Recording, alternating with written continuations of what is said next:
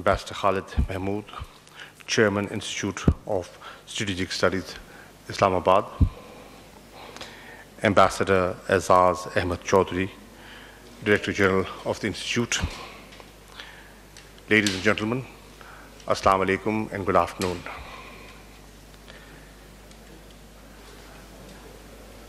I wish to express my gratitude to the organizers of the CPAC Forum 2019 for inviting me to share my thoughts on a subject that has assumed crucial importance not only for China and Pakistan, but the entire region. The correlation between connectivity and regional integration is well established. Linking nations brings prosperity and augurs opportunities for economic development. It is heartening that China and Pakistan have demonstrated for all to see how connecting people can benefit everyone. A truly win-win. CPAC is a flagship project of the Belt and Road Initiative. The success of CPAC is the success of the idea that an interconnected world remains relevant and beneficial for the humanity. Ladies and gentlemen, let me zoom out and look at the big picture. The world around us is changing at a remarkably rapid pace. The world order is in disarray. Unilateralism is on the rise. Multilateralism is on the retreat. Major power competition is intensifying. Asia has become the venue of tense geopolitics and geoeconomics. As the United States Indo-Pacific strategy unfolds, Sino-US competition, including the trade war, is picking up pace and creating tensions. Several parts of the world are embroiled in conflict, including South Asia. The menace of terrorism is still taking its toll. Danger of war are lurking over our heads. However, in this grim geopolitical scene, there are efforts to keep the spirit of globalism alive. One such ray of hope is Belt and Road Initiative. The BRI seeks to connect countries and people across the vast Eurasian lands.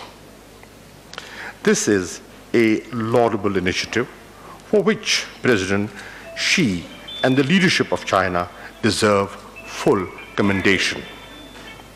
Recently, I accompanied Prime Minister Imran Khan to the BRI Forum and witnessed how enthused the world is on the enormous opportunities for prosperity this initiative is yielding. It is heartening to see that China-Pakistan Economic Corridor is a flagship project of the BRI and is an emerging success story. Ladies and gentlemen, we are living in a world which is increasingly being shaped by narratives and counter-narratives. I'm pleased to note that CPEC Forum 2019 has brought together think tanks of both countries to help shape positive narrative about our achievements and guide us on the way. Scholars and researchers must play their part in telling the world the real story.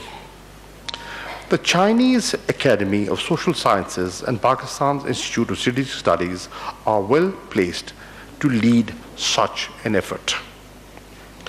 They must pool their energies to inform the world how China-Pakistan economic cooperation is turning out to be a role model. A truly win-win course for both nations. Other think tanks like Pakistan-China Institute can also play an important role. Ladies and gentlemen, let me now review with you the status of CPAC and its contribution to our economic goals. The first phase of CPAC focused on infrastructure development and energy generation. We are now on to the second phase, where industrial cooperation and socio-economic development are our high priorities.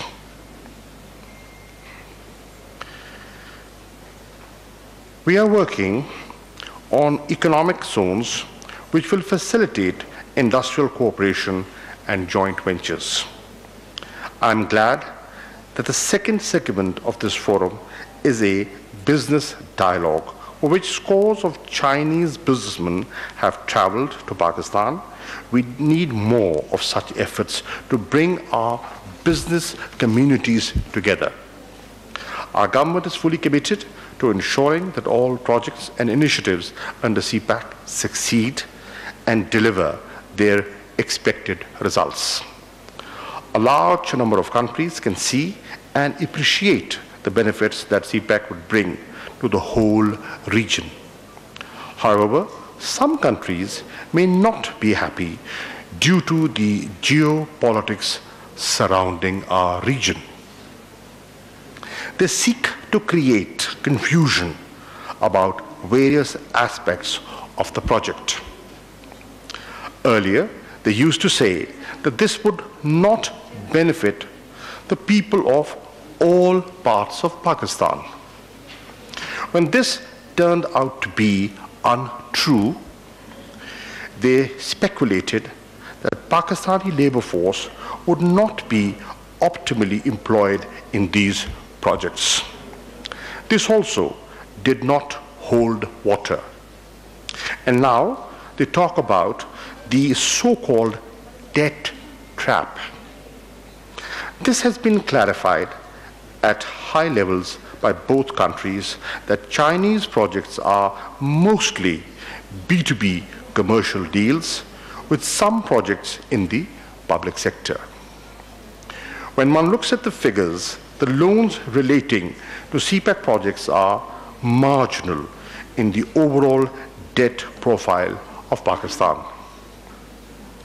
Also, this being investment, economic returns. Two countries can gain from each other. Cooperation with China in the fields of science and technology, agriculture, social sector cooperation, blue economy, people-to-people and cultural linkages is important. Likewise, we must find mutually beneficial ways of boosting Pakistan's industrial capacity and broadening our export base.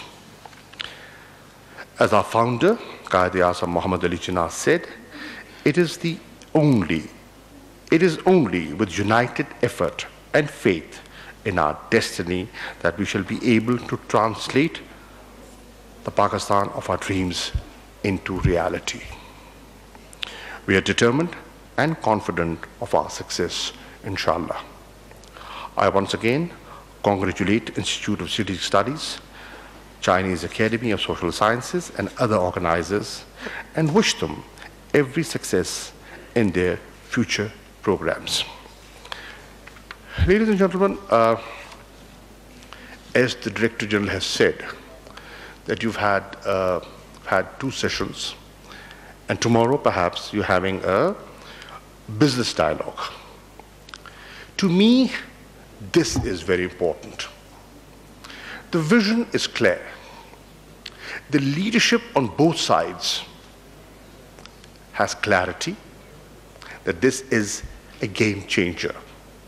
They feel that this project has umpteen opportunities in its folds. It is for us to realize and utilize what is being offered. Are we geared up for that is important.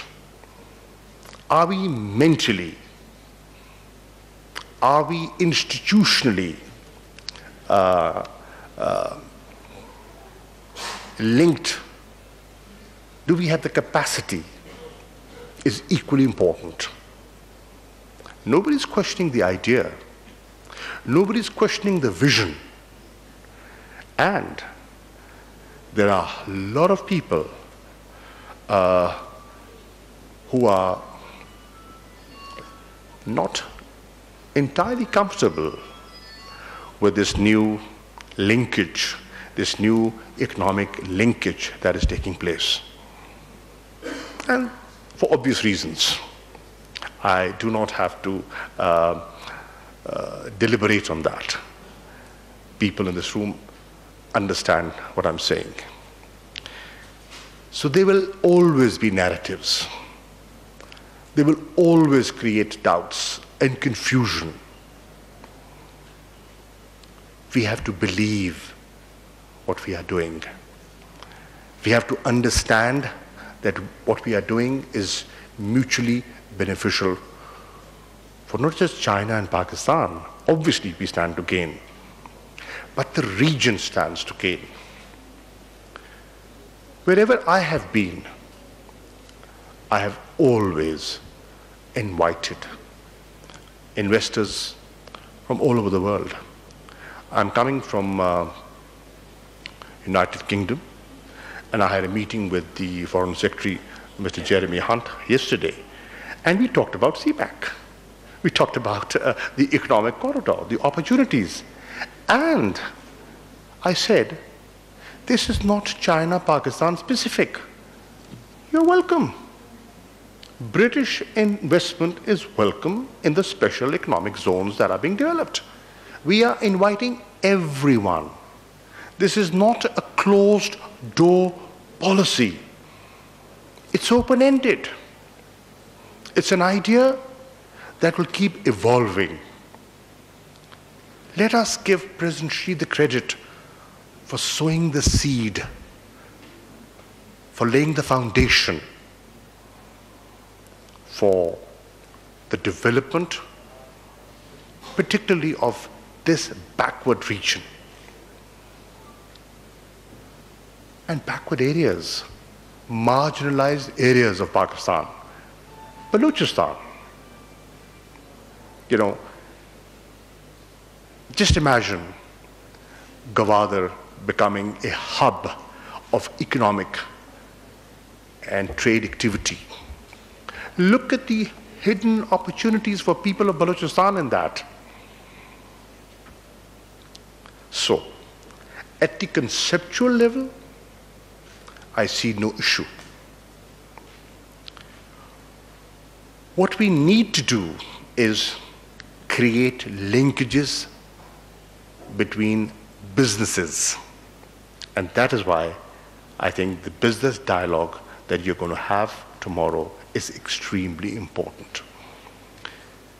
Ambassador, I say this because as a nation, for decades, we have been looking west. Mentally, we have always sort of looked west. What we are forgetting, that the world is already started looking east. When will we start looking east? That is the question that Pakistanis have to understand. The day you understand that, the day our business community understands that, you will get more and more